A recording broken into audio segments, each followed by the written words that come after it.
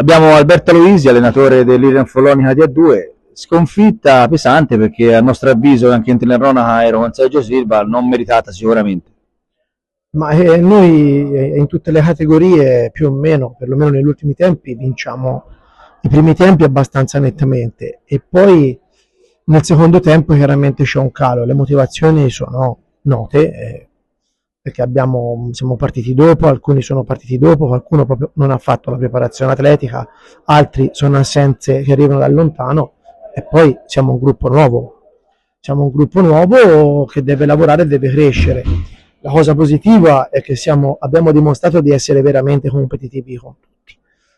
La cosa negativa è che poi alla fine della partita soccombiamo e soccombiamo quasi sempre prendendo un sacco di tiri diretti che insomma lasciano a volte anche un po' perplessi. Ma hai detto quello che avrei voluto dire io, nel senso che comunque avete dimostrato di essere veramente competitivi con tutti, vendete cara la pelle, come si suol dire, perché comunque anche una formazione come Pumas, dove ci sono giocatori di calibro, formazione più importante, avete comunque dimostrato di esserci sempre. Sì, noi ci siamo, abbiamo dei piccoli buchi in alcuni ruoli, lo sappiamo, cerchiamo di sopperire con il collettivo, con il gioco, con il lavoro.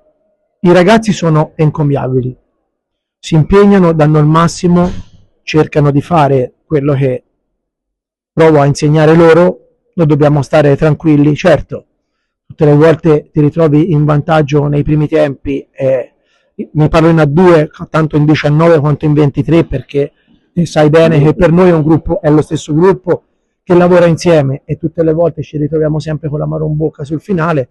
Sicuramente c'è qualcosa che dovremmo correggere anche da un punto di vista psicologico, ma non credo che sia questa la chiave di lettura.